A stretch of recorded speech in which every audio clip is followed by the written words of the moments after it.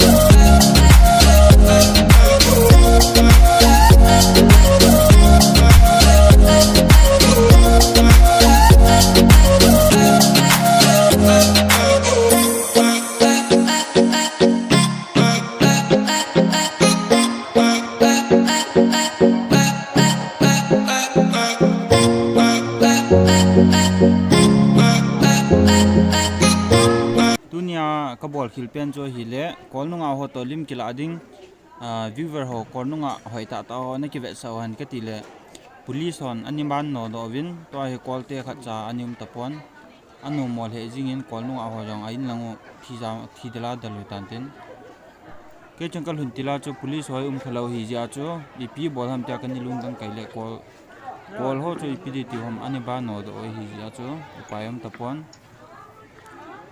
ban la hi police hoi dim se noi tan jang le a chen ni ve chai gu bin lang to hi thil ki zu hoi pp ham ki zu am ti ho ga le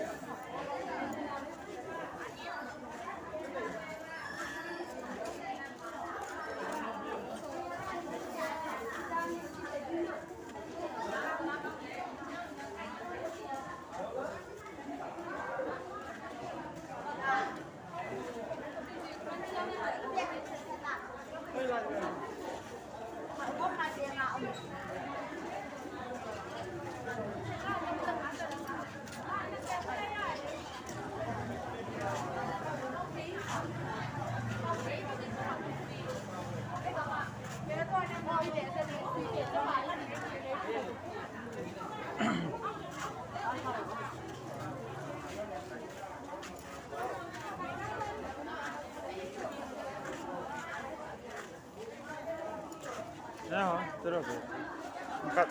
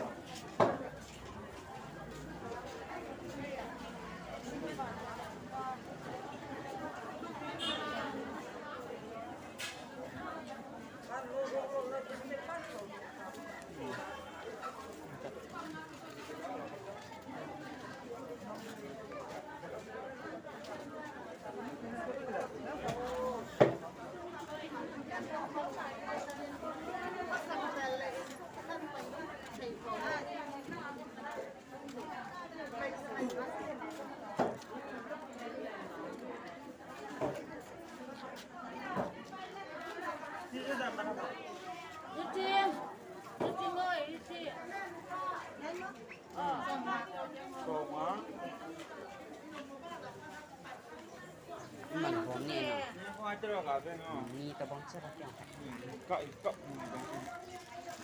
지히 이미 투대힌 나데올레 소마해 모래랑.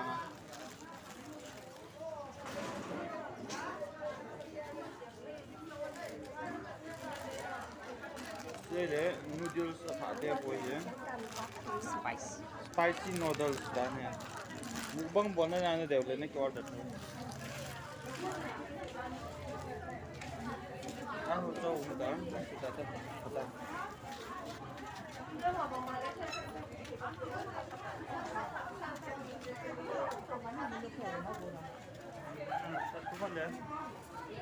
Tua ka din namun hele galngam len tu lahin. Emi te sports ki conduct jau sila chalai mun ai chi laji hin.